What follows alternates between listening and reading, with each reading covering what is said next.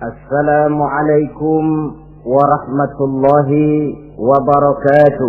Waalaikumsalam warahmatullahi wabarakatuh. Bismillahi walhamdulillah. Wassalatu wassalamu ala sayyidina Rasulillah, sayyidina wa maulana Muhammad ibn Abdullah wa ala alihi wa sahbihi wa mawalah. أما بعد سبحانك لا علم لنا إلا ما علمتنا إنك أنت العليم الحكيم لا حول ولا قوة إلا بالله العلي العظيم. Saudara-saudara kaum muslimin rahimakumullah, ada 3 perintah Allah yang berangkai dalam Al-Quran yang menurut para ulama tidak diterima yang satu apabila yang lain tidak dikerjakan. Di antaranya ayat aqimus shalah wa atuz zakah. Yang kedua ati'ullaha wa ati'ur rasula. Dan yang ketiga ayat anishkurli wali walidaika. Perintah ini merupakan perintah yang berangkai. Aqimus shalah wa atuz zakah. Dirikan salat dan bayar zakat. Artinya tidak diterima salatnya orang yang tidak membayar zakat, dan tidak diterima zakatnya orang yang tidak mendirikan salat. Perintah ini berangkai pada saat salat dikerjakan, zakat apabila sampai haul dan nisabnya harus dibayarkan. Begitu juga pada ayat ati'ullaha wa ati'ur rasul. Taatlah kamu kepada Allah dan taatlah kamu kepada Rasul. Tidak diterima taat kepada Allah kalau membelakangi Rasul, dan tidak diterima mentaati Rasul kalau tidak mentaati Allah. Keduanya berangkai dan tidak terpisahkan satu dengan lainnya. Taat kepada Allah artinya harus taat juga kepada Rasul. Mengamalkan Quran artinya juga harus dengan mengamalkan sunnah. Oleh karenanya sering diingatkan, usaha memisahkan umat Islam dari Islamnya selalu diawali dengan memisahkan umat Islam dari ulamanya. Dan ini bukan urusan baru. Sejak zaman dahulu, orang-orang yang anti kepada Islam selalu berusaha memisahkan umat Islam dengan Islamnya. Caranya pertama dipisahkan umat dari ulama.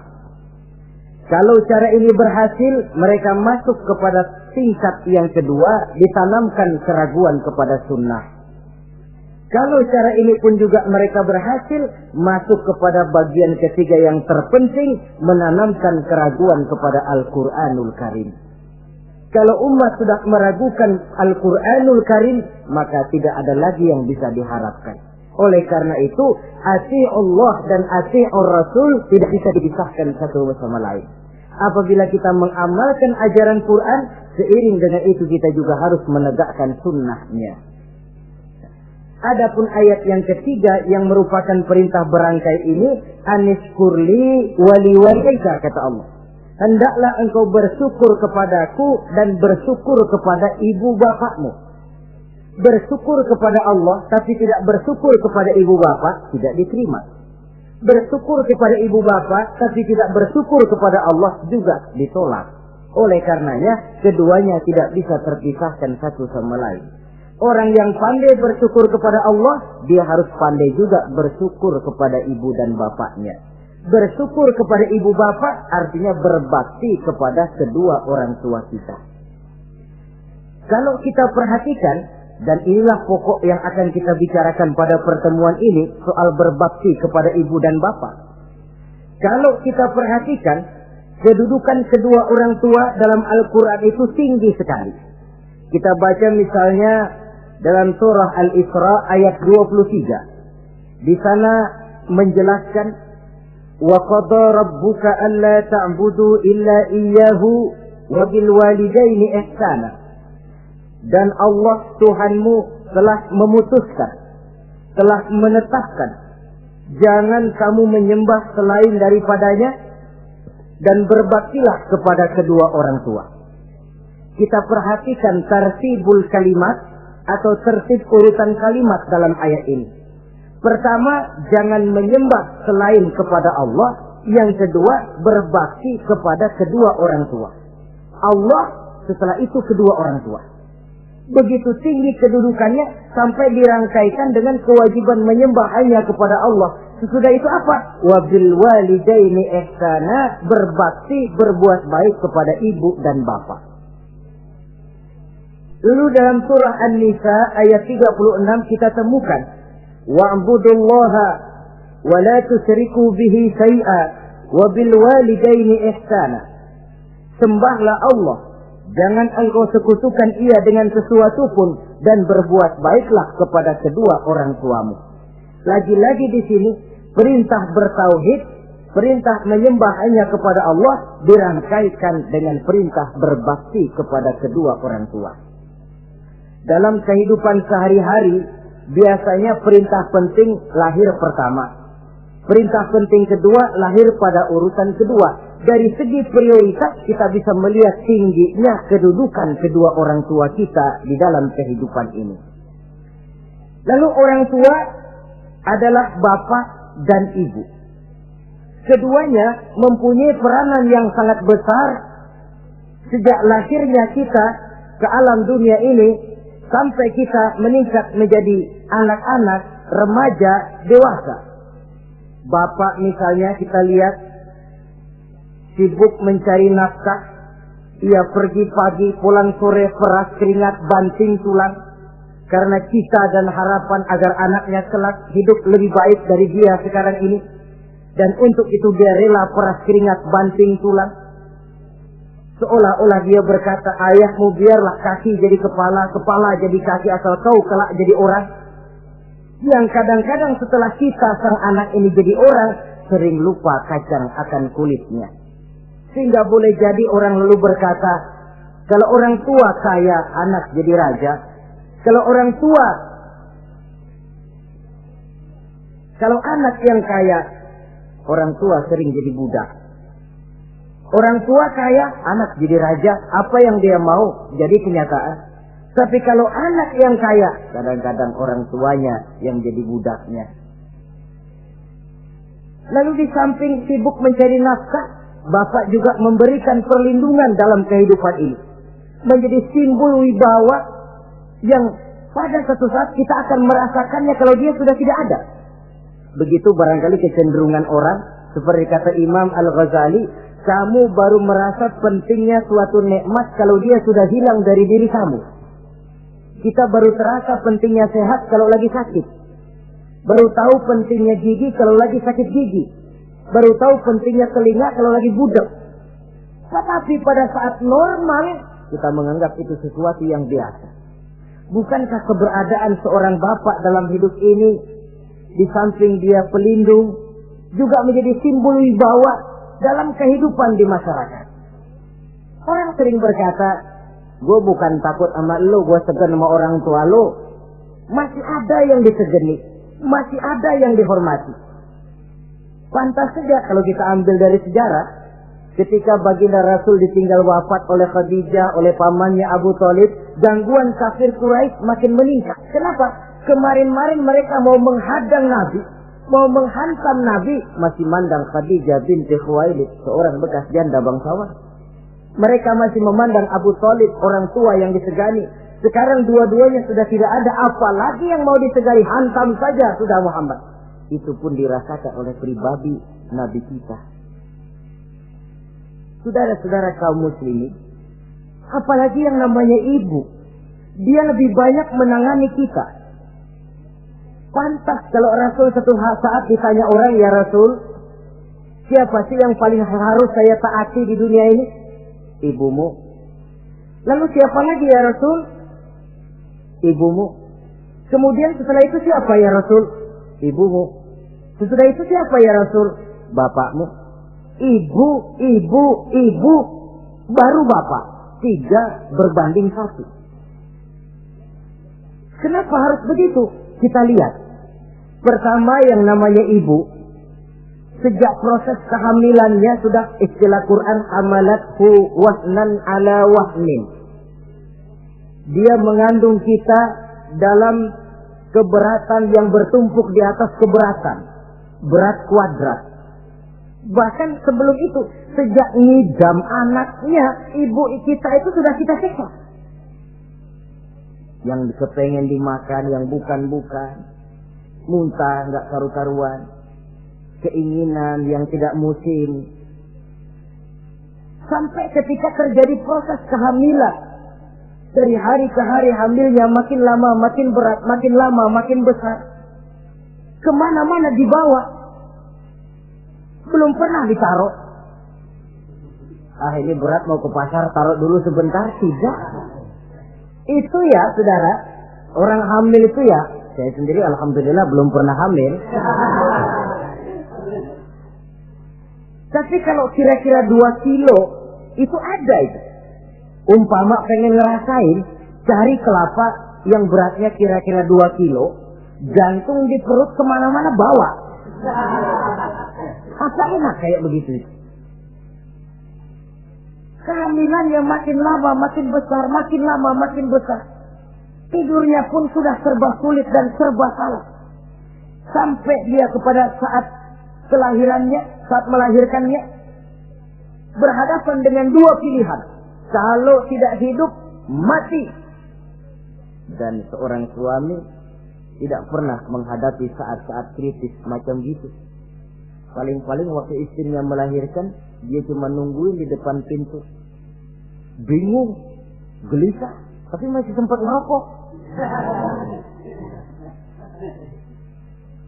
Si istri sudah pasrah berhadapan dengan kalau tidak hidup, mati. Saudara hadirin yang saya hormati, dalam pilihan itu dia lahirkan anaknya sealam ini. Dan maha adil Allah.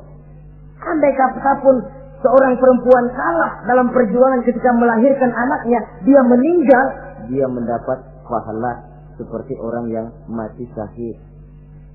Sebab orang mati syahid itu ada 3 macam. Ada syahid dunia akhirat. Ini orang yang pergi perang membela agama, niatnya karena Allah, dia gugur di medan perang, syahid dunia akhirat. Tidak usah dimandikan, dikafankan, disolatkan, dikubur dengan pakaian yang dia pakai, yang berlumur darah itu. Yang kedua, ada orang mendapat syahid akhirat. Artinya, mendapat pahala seperti pahalanya orang yang mati syahid. Tetapi jenazahnya tetap wajib diurus seperti biasa. Dimandikan, dikafankan, disolatkan. Hanya pahalanya seperti pahala orang mati syahid. Siapa mereka? Al-Gharik. Orang yang mati tenggelam, kelelep di kali, itu mati syahid, syahid akhirat. Apalagi sahibul hadmi, orang yang tertimpa benda keras secara mendadak, mati syahid, syahid akhirat. Di dunianya tetap wajib diurus seperti biasa. Saudara lagi jalan enak-enak ketiban batu 2 ton. Mati, mendapat pahala syahid, syahid akhirat. Tapi jangan diniatin. Kalau diniatin, saya mah pilih kelelep aja dah. Lalu nyebur ke kali, mati, syahid. Tidak. Konyol malah itu, bunuh diri namanya. Nah, di antaranya yang mati syahid itu perempuan yang meninggal pada saat melahirkan anaknya. Tapi masalah kita dalam pilihan antara hidup dan mati, dia lahirkan anaknya ke alam ini. Lalu proses mengasuh dan membesarkan lebih banyak sang ibu ketimbang sang bapak. Tengah malam, bapaknya sudah asyik tidur lelap. Si ibu masih saja berkutat dengan anak bayinya. Dibungkusnya pakaian, si anak pun pipis digantinya itu. Setelah itu dijaganya juga dari gigitan nyamuk. Sehingga pepatah bilang kasih ibu sepanjang jalan, kasih anak sepanjang galah. Ini berarti bahwa bagaimanapun upaya hendak menebus jasa daripada ibu, memang sulit untuk tersebut. Oleh karenanya, saudara-saudara, pantas saja kalau Nabi sampai 3 kali ibumu, ibumu, ibumu, setelah itu bapakmu. Nah, oleh karenanya, apa sebenarnya kewajiban seorang anak kepada kedua orang tuanya? Dengan kata lain, bagaimana kita berusaha untuk berbakti kepada ibu bapak ini?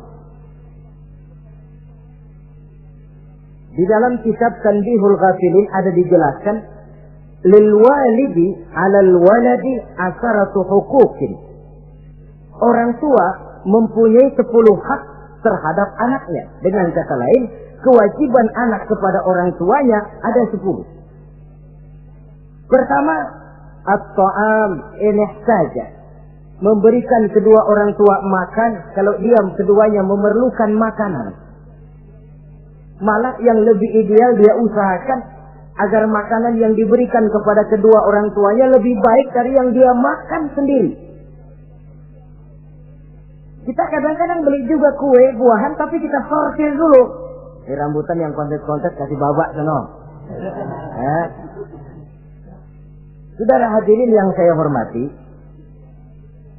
suatu saat Nabi Musa pernah memohon kepada malaikat Jibril, "Ya Jibril, tolong tunjuki siapa kira-kira teman saya di surga nanti."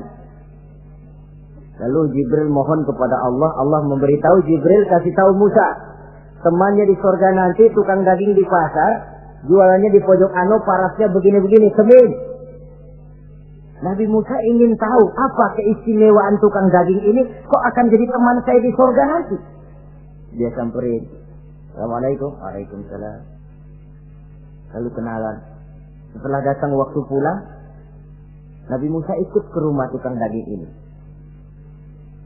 Diambil daging, sampai di rumahnya itu daging dia rebus. Dia rebus, matang, dia hidangkan kepada ibunya yang sudah tua renta. Disuapinya ibunya.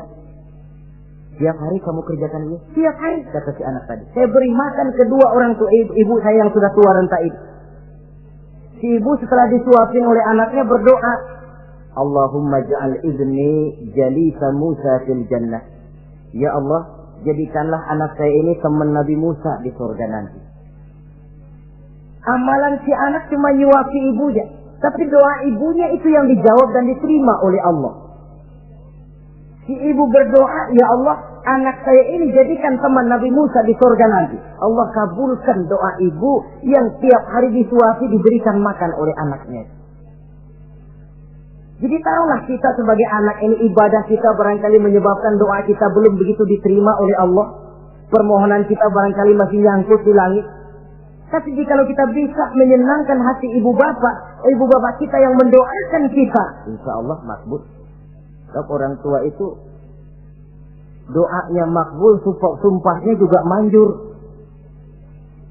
Kalau ibu sudah berkata, "Nak, air mata yang tertumpah terurai untuk mengasuh dan membesarkanmu, nak. Air susu ibu yang kau minum sampai kau tumbuh menjadi dewasa semacam ini, seluruh cucuran keringat dan jerih payah ibu rela, nak. Mudah-mudahan kau jadi orang berguna. Insya Allah hidup ada berkahnya." Tapi kalau hati orang tua sudah masgul, apalagi sampai keluar sumpahnya, banyak legenda-legenda, entah itu yang namanya si maling kundang, anak durhako, entah itu riwayat-riwayat lain yang menjelaskan bahwa tidak ada keberkahan yang bisa tegak tanpa doa dari ibu dan bapak. Saudara-saudara kaum muslimin yang saya hormati, memberikan makan kepada kedua orang tua. Sekarang kalau kedua orang tua mampu bagaimana? Tidak jadi soal. Tidak jadi soal orang tua mampu atau tidak kita memberikan, mengirimkan makanan. Apalagi kalau orang tua kita sudah lanjut usianya, ialah kalau umur 40-50 tahun masih bisa makan sendiri. Tapi pada saat saudara yang berbahagia dikaruniai orang tua berumur panjang, 70, 80, 90 tahun, sesuai dengan janji Allah, "Wa man nu'ammirhu nunakkishu fil khalqi." Siapa yang kami panjangkan umurnya, kami kurangi bentuk kejadiannya. Artinya berkurang nikmat Allah itu. Panjang umur, nikmat berkurang. Artinya mata sudah lamur, pikiran sudah rada pikun. Nunakkishu fil khalqi. Berkurang kejadian asalnya itu. Kesempurnaannya sudah tidak ada lagi. Mengurus orang tua macam begitu memang kalau nurutin pegelnya ya makan nasi. Kadang-kadang karena pikun pagi-pagi pengen kita beli es puket. Makan. Lagi zaman susah tukang bubur kepengen makan bubur. Tapi di situ ujian. Begitulah dahulu orang tua kita melayani kita dikala kita belum masih merah, belum bisa berbuat apa-apa, belum punya pilihan, tapi mereka sabar, mereka ikhlas. Tidak sabarkah kita? Tidak ikhlaskah kita di hari tua mereka? Kita mengasuh dan melayani mereka. Kadang-kadang karena rewel, anak kelepasan omong, udah tua, rewel aja. Hancur hatinya. Dalam keadaan tidak berdaya, mendapat kata yang tidak enak lagi dari anak-anaknya. Saudara hadirin yang saya hormati, jadi soal orang tua mampu atau tidak memberi makan, itu bukan soal, tapi kewajiban anak memberikan makan kepada kedua orang tuanya. Ini kewajiban yang pertama. Kewajiban yang kedua, al-khidmatu ilah saja. Al-khidmah artinya berbakti kepada ibu dan bapak. Satu hari ketika kumpul dengan para sahabat, Nabi pernah berpesan kepada Sayyidina Umar bin Khattab radhiyallahu anhu. Umar, saya ya Rasul, nanti kalau kamu sempat datang ke kota Madinah, Umar, cari anak muda yang bernama Uwais Al-Qarni dan kau minta didoakan olehnya. Sayyidina Umar heran.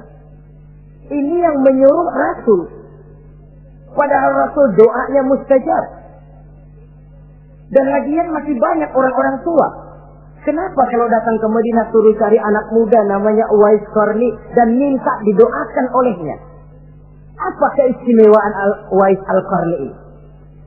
Jadi ini pun juga alasan kata Nabi, aksiru minan nas bidu'ail khair fa innaka la tadri min ayyi fahin yuqbal.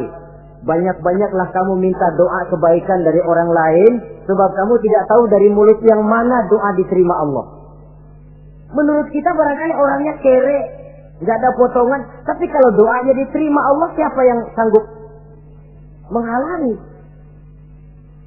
Ada orang bilang, enakan doa sendiri langsung mantap, tidak jelek. Tapi minta didoakan orang lain pun tidak salah.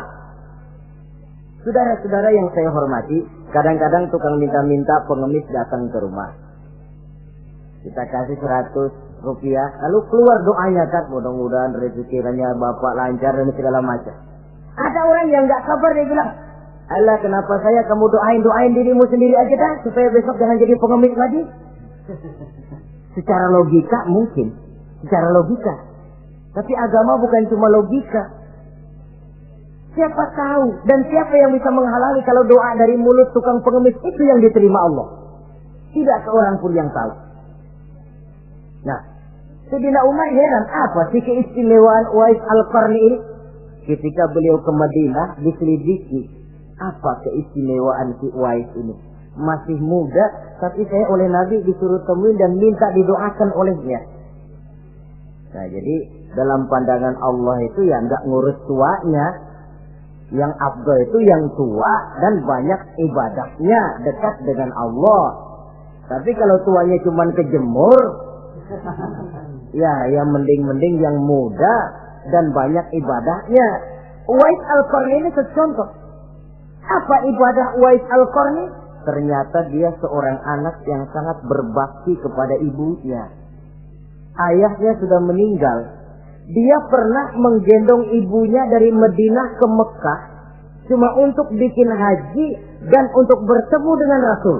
Sayang, tidak sempat bertemu dengan Rasul. Menggendong ibu dari Madinah ke Mekah itu kira-kira 465 kilo ya. Jakarta Semarang. Digendong ibunya. Kita kadang-kadang ibu kita ini sudah sakit payah, mau ke dokter saja masih manggil orang, tolongin gotongin mak gua no. Masih minta tolongin. Berat kita. Uwais Al-Qarni menggendong ibunya cuma untuk menunaikan ibadah haji dan bertemu dengan Rasul. Rupanya karomahnya itu muncul karena dia merupakan anak yang sangat bakti kepada ibunya. Jadi Allah memberikan karomah itu ya, ada yang karena orang rajin tahajud, ada yang karena tangannya pemurah, dermawan, ada yang karena sangat berbakti kepada kedua orang tuanya, ada yang karena rajin baca Quran, ada yang karena rajin melaksanakan puasa sunnah. Timbul karomahnya, keistimewaan yang diberikan Allah kepadanya. Jadi bakti kepada ibu dan bapak mendatangkan karomah, keistimewaan yang diberikan Allah kepada kita. Kayak Uwais Al-Qarni ini, kalau dilihat dari segi ibadah, dia masih muda, tentu lebih banyak ibadahnya macam Umar bin Khattab. Tapi karena baktinya kepada ibunya, sampai Nabi pesan Sayyidina Umar, kalau kau sempat ke Madinah, cari anak muda bernama Uwais Al-Qarni, minta didoakan olehnya. Artinya doanya dikabul oleh Allah Subhanahu wa Ta'ala. Saudara-saudara kaum muslimin yang berbahagia, kewajiban yang ketiga, al-ijabatu in da'a, menjawab, memenuhi panggilan orang tua apabila keduanya memanggilmu. Menjawab panggilan kedua orang tua. Dan cara menjawab ini pun Al-Quran memberikan tuntunan etiknya. Wala taqul lahuma uffin.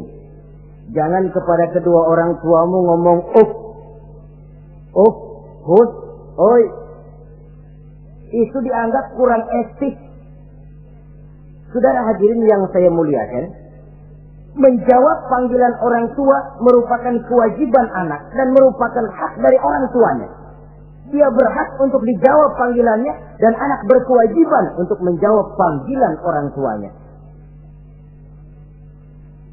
Mari kita ikuti satu riwayat bahwa ada seorang anak muda yang soleh, tekun melaksanakan ibadah, namanya Jurayj. Satu hari Jurayj ini sedang sholat sunnah. Ketika dia sedang sholat itu, ibunya manggil, Jurayj, kan? Jurayj, sini sebentar. Ibunya rupanya tidak tahu kalau Jurayj sedang sholat. Mendengar panggilan ibunya, Jurayj bimbang dalam hati. Allahumma ummi am sholati. Ya Allah, sembahyang saya terusin atau panggilan ibu yang saya jawab? Saya sholat sunnah, tapi menjawab panggilan ibu wajib.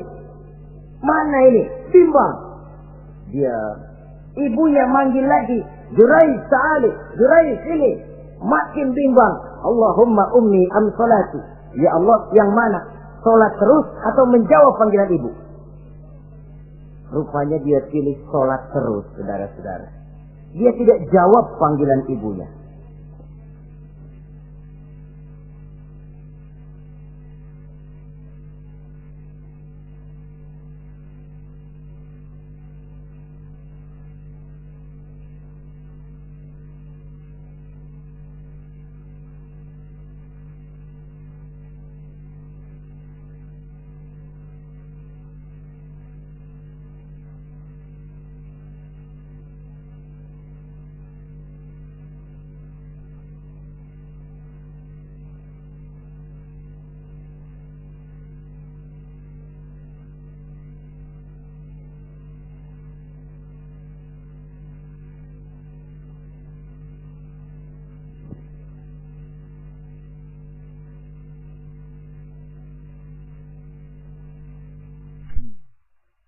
Karena panggilannya tidak dijawab ini, mangkel rupanya hati sang ibu.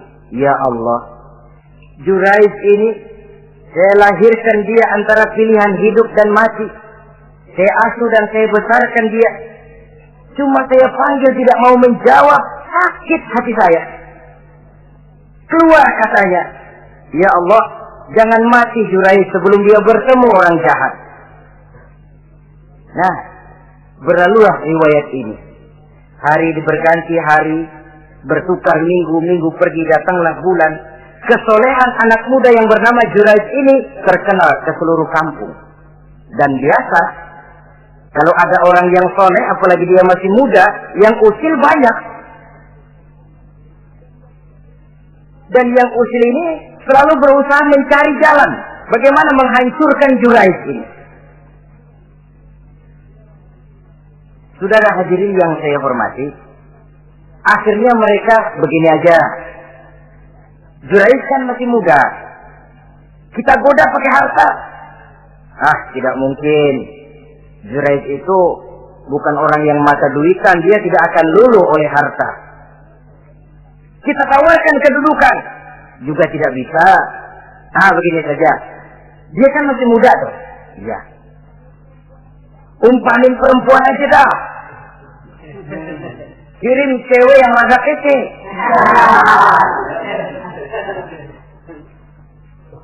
Dicarilah perempuan untuk menggoda Jurayj ini. Sampai satu malam Jurayj sedang ibadah di mihrab dalam masjid, masuk perempuan ini dengan langkah gemulai, dengan suara merdu mendayu-dayu, mencoba merayu, membujuk, mempedaya, mempesona Jurayj. Tapi enggak kena. Sejak dari berpakaian lengkap si perempuan ini, sampai bahasa Arabnya uryanun thalik, tanpa sehelai benang pun lagi lekat di badannya. Menggoda Jurayj, memegang Jurayj, muter-muter di depan Jurayj, tanpa selembar benang pun lekat di badannya. Jurayj mantap. Si perempuan karena sudah kadang merasa dibayar lalu nggak berhasil kan malu. Akhirnya dia keluar dari masjid, dia pergi ke sebuah kampung, di sana dia berzina dengan seorang pengembala kambing dan hamil. Ketika hamilnya besar, si perempuan ini kemana-mana pidato.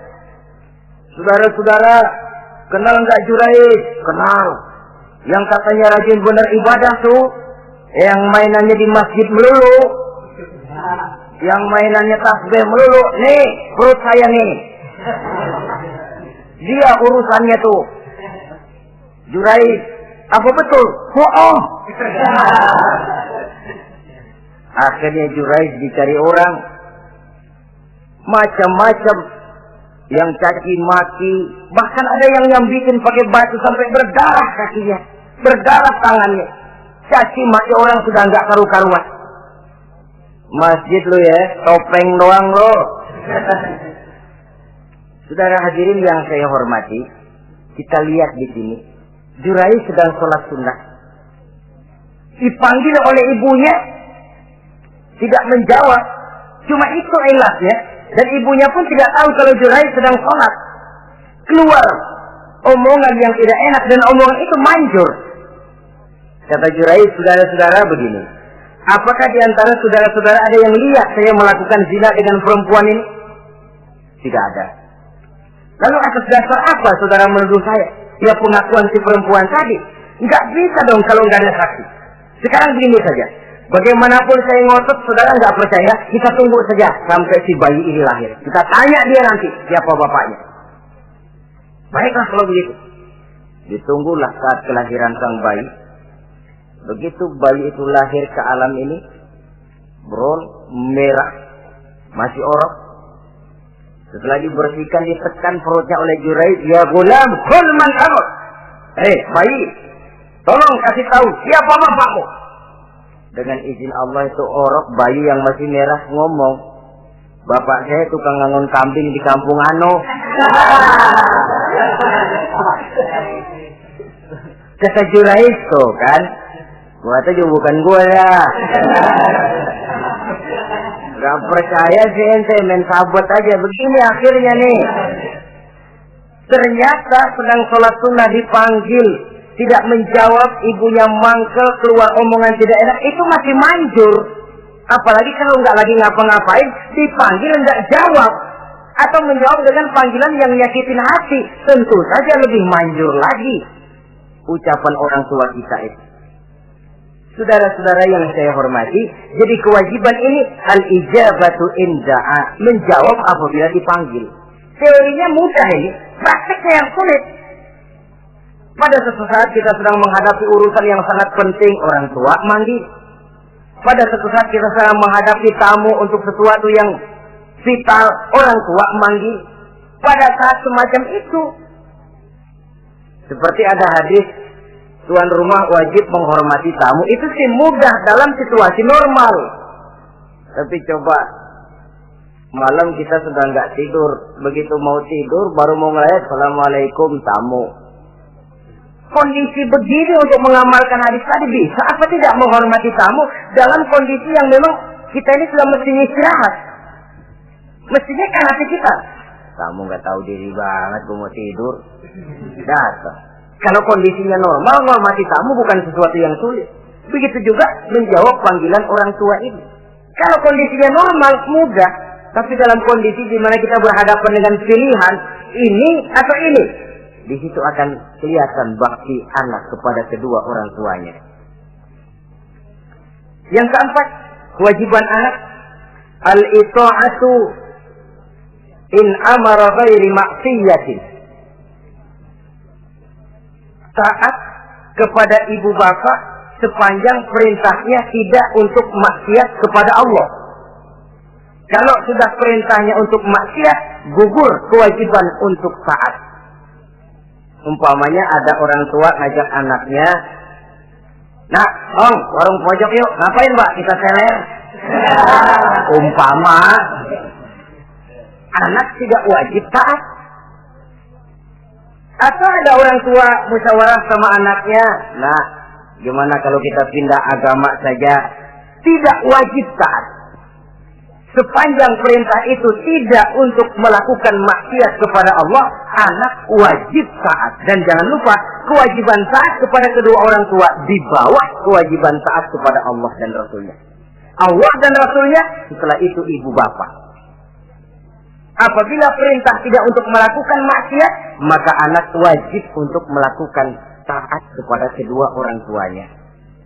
Ini kewajiban yang keempat. Apatah lagi kalau cuma sekedar diperintah ngaji, diperintah sekolah, diperintah melakukan membantu pekerjaan yang ada di rumah. Itu sudah perintah yang di samping bermanfaat buat keluarga, juga menyangkut hari depan kita sendiri sebagai anak. Kadang-kadang memang kita mengukur dari sudut kepentingan kita tanpa melihat jauh ke depan. Misalnya, ada anak pulang sekolah langsung ambil layangan sama benang berangkat ke lapangan. Orang tua karena melihat jauh ke depan, anak ini lelahnya belum hilang. Dipanggil, "Nak, pulang nak, jangan main layangan. Sini dulu kau istirahat, makan, sholat, tidur siang nak. Nanti bangun tidur barulah main." Si anak mungkin hatinya ngedumel, "Bapak, orang main layangan aja dilarang." Ini kesan yang timbul. Orang main layangan saja kok dilarang. Padahal larangan ini adalah untuk kemanfaatan dan kemaslahatan si anak itu sendiri. Tapi anak tidak mau mengerti. Yang dia tahu, dia dilarang main layangan. Itu cuma karena pandangannya yang tidak jauh menerawang ke depan. Pepatah bilang, sekejam-kejamnya macan tidak ada yang makan anaknya sendiri. Artinya, bagaimanapun kondisinya, orang tua itu tidak ada yang akan sampai untuk menyengsarakan anaknya. Saudara-saudara kaum muslimin rahimakumullah. Jadi yang keempat, kewajiban untuk taat sepanjang tidak melakukan maksiat kepada Allah Subhanahu wa taala. Yang kelima, at-takallum ma'ahu bil-lin. Apabila bercakap-cakap dengan kedua orang tua, hendaklah dengan tutur kata yang lemah lembut. Wala tanharhuma wala taqul lahuma uffin wa qul lahuma qawlan karima. Jangan membentak, jangan uff saja, hus saja, itu sudah tercela dan tidak boleh menurut ajaran agama. Apatah lagi sampai membentak, maaf, apalagi sampai melakukan tindakan kekerasan. Menendang orang tua, na'udzubillah, summa na'udzubillah. Memukul orang tua sendiri, Allah karim. Orang tua yang menyebabkan secara zahir keberadaan dia ke alam ini, sampai hati ditendang, dipukul, dibangsat-bangsati. Tidak ada kedurhakaan yang lebih berat selain daripada kedurhakaan kepada kedua orang tua sesudah orang menyekutukan Allah. Sehingga pantas kalau Nabi memberikan vonis, ridullah fi ridul walidain wa suhtullah fi suhtil walidain. Keredoan Allah di dalam keredoan ibu bapak, dan murka Allah pun berada dalam kemurkaan ibu bapak. Ibu bapak ridho, Allah insya Allah ridho. Ibu bapak murka, Allah murka. Jadi kebahagiaan apa yang bisa kita tegakkan dalam hidup tanpa restu dan doa kedua orang tua kita? Si anak mungkin karena pendidikannya lebih tinggi, pengalamannya lebih luas, pergi ke mancanegara, bisa segala macam bahasa, didik secara canggih. Tapi apakah itu lalu berarti dia harus memalingkan diri dari kedua orang tuanya? Sama sekali tidak. Disinilah unsur yang namanya keberkahan. Maka sering dijelaskan orang tua adalah keramat hidup. Kita sering ziarah. Ya kadang-kadang kalau yang diziarahi kiai ya lumayan. Kadang-kadang yang diziarahi dukun yang sembahyang aja enggak. Cari mbah ano, cari ambah ano, cari keramat ano, cari keramat ini, cari keramat itu. Dan jangan lupa di beberapa daerah yang namanya kiai itu ya, yang disebut kiai, bukan cuma orang yang ngerti agama. Ya kalau saudara ke keraton Jogja mana segala gerobak namanya kiai. Iya toh, kereta kencana itu. Degung namanya kiai. Lalu jangan lupa itu. Misi Zending pertama namanya juga Kiai Hadrak itu. Kiai, tapi misi Zending. Kalau di sana itu Kiai itu panggilan untuk yang dipertua. Kita ziarah cari keramat Mbah Buyut, Mbah Sapu Jagat, Mbah Brojo, macam-macam Mbah. Tapi kita lupa di rumah kita ada keramat hidup. Siapa itu? Ibu bapak kita. Sebelum jauh-jauhlah berziarah ke tempat-tempat yang lain, di rumahku ada keramat yang hidup. Ibu dan bapak kita sendiri. Keramat hidup. Dengan doanya, hidup jadi berkah. Tapi kalau kita sakiti hatinya, hidup ini lalu jadi sempit, jalan bagai tertutup. Maka berbahagialah seorang anak apabila dia sudah sanggup melakukan satu bakti yang bisa menyenangkan hati kedua orang tuanya. Bercakap-cakap, berbicara dengan lemah lembut. Kadang-kadang di sebagian daerah ya sudah jadi kebiasaan manggil orang tuanya pakai elu aja. Bapaknya dianggap CS. Salaman juga main kedet aja. Halo be. Di santu bapaknya nggak boleh mulai, main buat aja.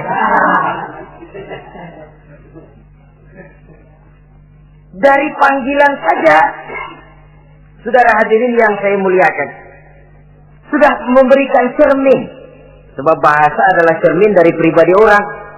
Kalau kepada orang tua kita sendiri kita memakai bahasa yang kasar, cermin bahwa pribadi kita memang pribadi yang kasar. Jadi pantas kalau agama mengatakan, apabila kedua orang tuamu sudah mencapai usia lanjut, wala tanharhuma, jangan membentak, wala taqul lahuma uffin, jangan berbicara uff, wa qul lahuma qaulan karima, sampaikan berbicara kepadanya dengan qaulan karima, kata-kata yang mulia, bukan kata-kata yang bagus dan indah diminta, qaulan karima, kata-kata yang mulia. Ya Allah, luhur, indah betul bahasa Quran ini. Berbicara kepada kedua orang tua dengan kata-kata yang mulia. Jadi sekedar, itu saja tidak boleh, konon lagi sampai membentak. Termasuk orang tua ini yang mertua. Kalau orang tua kan tiga loh. Orang tua yang menyebabkan kita lahir ke dunia, ibu bapak kita. Orang tua yang mempercayakan anaknya kepada kita, mertua kita. Dan orang tua yang mendidik kita, guru kita. Ketiganya berfungsi orang tua. Kewajiban ini juga berlaku. So, mertua kan cuma sekedar istilah. Pada hakikatnya dia adalah orang tua kita juga. Jangan lalu berbeda karena cuma dia bapaknya istri kita. Sama saja.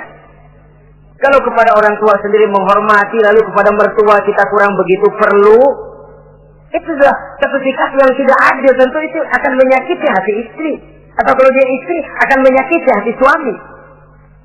Berkata dengan kata-kata yang mulia. Saudara-saudara, yang keenam, in ihtaja ilal kiswah kasahu in qadar 'alaiha. Kalau dia perlu pakaian, berikan pakaian walaupun dia sendiri mampu membeli. Nah, antarin bapak beli kacamata yuk. Ayo pak, Sudah sampai di toko kacamata, bayar oleh anaknya. Walaupun si bapak punya duit dan si bapak yang ngajak beli, kewajiban anak bayarin. Jangan mentang-mentang bapaknya cuma minta dianterin, bener-bener nganterin. Bapaknya ngeluarin dompet cuek aja. Mana ada kembalinya, Pak? Wah, kembalinya ditarik. Ya, kalau anak belum punya penghasilan ya wajar. Yang kita maksud di sini, anak sudah mandiri dan punya penghasilan yang memadai, bahkan mencukupi untuk membantu orang tuanya. Saudara hadirin yang saya muliakan, dan ini juga kalau memang bisa, seharusnya orang tua kita pakaikan yang lebih baik dari yang kita pakai sendiri. Kalau bisa, sebab nantinya sikap kita kepada orang tua kita itu akan jadi bahan bibir di masyarakat. Jangan ya, dia enak-enakan orang tuanya begitu aja ya. Mungkin di depan kita orang tidak bicara, tapi di belakang kita kok tegel ya, kok sampai hati ya. Dia enak-enakan berdiri di Menara Gading, tapi orang tuanya tiap hari kerja begitu berat. Saudara hadirin yang saya hormati, sekali lagi, di depan kita orang mungkin tidak berani bicara, tapi di belakang itu akan jadi buah bibir. Ini dari segi kita memelihara muru'ah. Yang ketujuh, al-masyu khalfuhu. Kalau jalan, mengiring. Artinya di belakang orang tuanya. Ini adabnya. Adab berjalan. Saudara yang saya hormati, ini yang dicontohkan oleh baginda Rasul.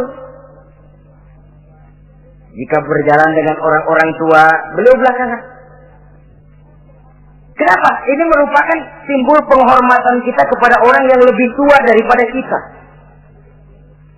Tidak mentang-mentang karena pendidikan lebih tinggi, merasa dirinya lebih tahu, lebih pengalaman, selonong boy.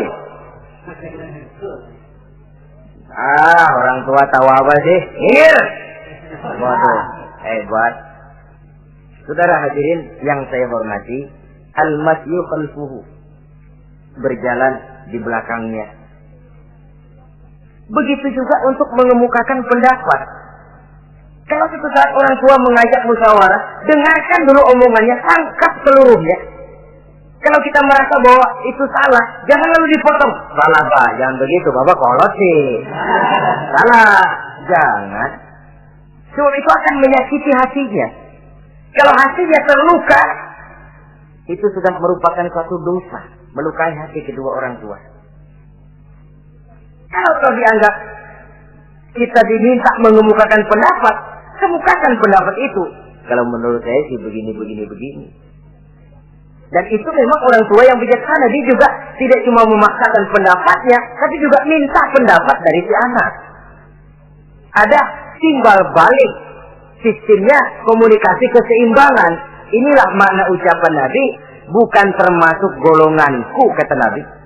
Orang tua yang tidak sayang kepada anak muda, dan orang muda yang tidak menghormati orang tua. Bukan golonganku. Jadi seimbang tuh. Yang tua sayang yang muda hormat yang tua. Tapi yang tua jangan minta dihormati. Ini kewajiban orang muda, hormati. Kewajiban yang tua apa? Sayangi yang muda. Jangan mentang-mentang yang muda harus menghormati yang tua. Lalu yang tua minta dihormati, gila hormat. Tuakan tuaan lo, kalau salaman sama gue cium tangan ya. Pokoknya kalau lo nggak nanya, gue nggak nanya. Mentang-mentang tua lalu pasang tarik. Tidak, malah kalau menurut tradisi Islam ya, tradisi Islam saya katakan, Nabi itu siapapun yang beliau temui, beliau yang pertama kali memberi salam. Sebab bila dua orang muslim ketemu, yang terbaik adalah yang pertama ngasih salam. Si A, si B ketemu. Siapa yang paling baik di antara keduanya? Yang duluan ngucap salam. Jadi berebut ngucap salam. Kita zaman sekarang kadang-kadang kita sudah assalamualaikum yang nyautin kayak sirawan.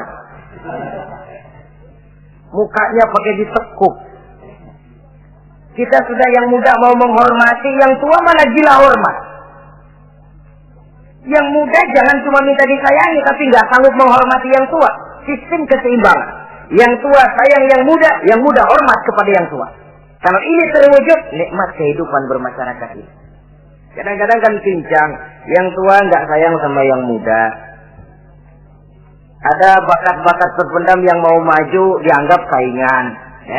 Kalau yang begini maju rusak gua nih. Lalu diseken.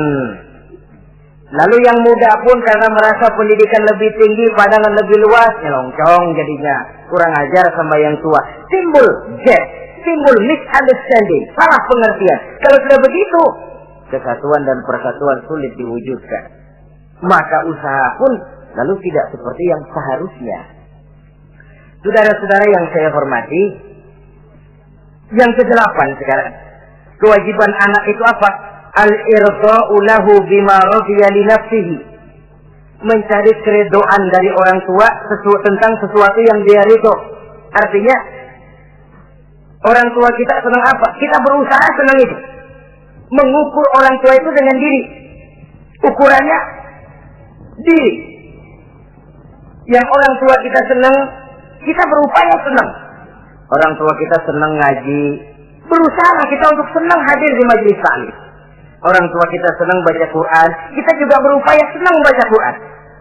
Sebab yang paling membesarkan hati orang tua sesungguhnya tidak lain kalau dia melihat anaknya ini sesuai dengan yang dia harapkan.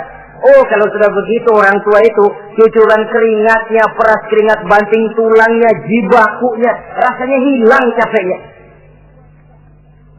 Kebahagiaan orang tua tidak cuma kalau anaknya jadi kaya lalu mengantarkan makan, minum, buahan, peralatan yang serba lengkap, tidak. Lebih dari sekedar itu orang tua berharap dia bisa menerima pensiunan pahala dari meninggalkan anak yang soleh.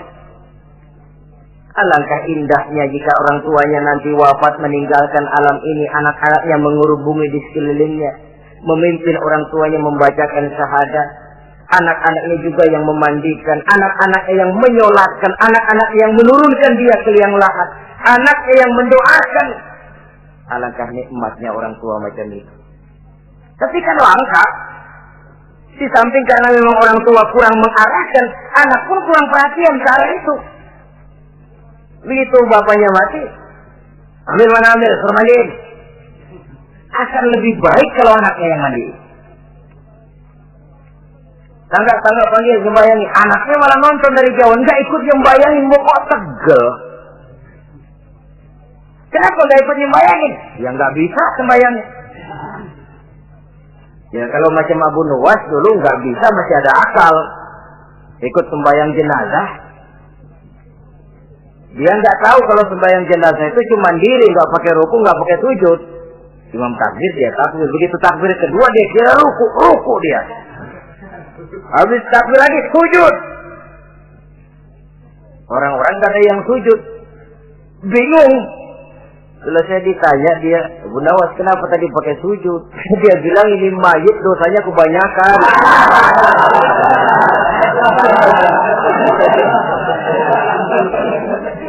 Jadi kalau nggak pakai sujud dosanya nggak diterima katanya. Dosanya nggak diampuni kalau nggak pakai sujud. Makanya saya pakai sujud. Itu sih akal-akalan. Jawaban orang kepepet namanya. Saudara hadirin yang saya hormati, baiklah ya. Yang ke-9, al-ikrahu lahu bima yakrahu li nafsihi. Membenci apa yang dibenci oleh orang tuanya. Orang tua kita nggak senang judi, jangan dekati judi. Orang tua kita nggak suka minuman keras, jangan cekek botol. Orang tua kita nggak senang kalau kita pulang sampai pagi misalnya, jangan pulang pagi. Orang tua kita nggak senang kita hanyut dalam arus pergaulan bebas, batasi pergaulan untuk menjaga hatinya. Tahulah kita senang, tapi di depan orang tua kan harus berusaha menjaga hati kedua orang tua kita. Ini tidak berarti bahwa di depan orang tua baik lalu di belakang orang tua merdeka. Kalau di depan orang tua mah kalem, begitu orang tua hilang merdeka. Lalu berbuat semau-maunya, tentu tidak. Lalu yang ke-10, ad-du'a lahu bil maghfirah kullama da'a li nafsihi. Mendoakan kedua orang tuanya tiap kali dia mendoakan dirinya. Ya, kewajiban anak tidak lupa tiap kali berdoa untuk dirinya, orang tuanya disertakan. Rabbighfirli wali walidayya, ampuni saya dan ampuni dosa ibu bapak saya. Pak, itu kalau orang tua masih hidup, ya. Sekarang kalau orang tua sudah meninggal, bagaimana berbaktinya? Gampang. Pertama, antasila akrabaihima, bersilaturahmi dengan kerabat yang ditinggalkan oleh orang tuanya. Jadi jangan setelah orang tua mati lalu kehabisan obor. Orang tuanya kita senang, anaknya kita benci, sama aja ngebenciin orang tuanya. Kan sering kejadian begitu. Cuma orang tuanya masih hidup, kawan medok, kawan lengket, orang tuanya udah mati, turunannya malah dimusuhin. Itu juga nyakitin orang yang sudah meninggal. Bersilaturahmi dengan kerabat yang ditinggalkan. Yang kedua, kalau orang tua sudah meninggal, cara berbuat baiknya bagaimana? Antastaghfira lahuma wa tad'u lahuma. Mohon ampun dan mendoakan keduanya. Itulah jadi orang soleh nikmatnya. Sudah mati pun kita masih kebagian doa. Orang soleh kemana-mana didoakan orang. Dia lagi tidur, ada yang sembahyang. Dalam tahiyat dia baca,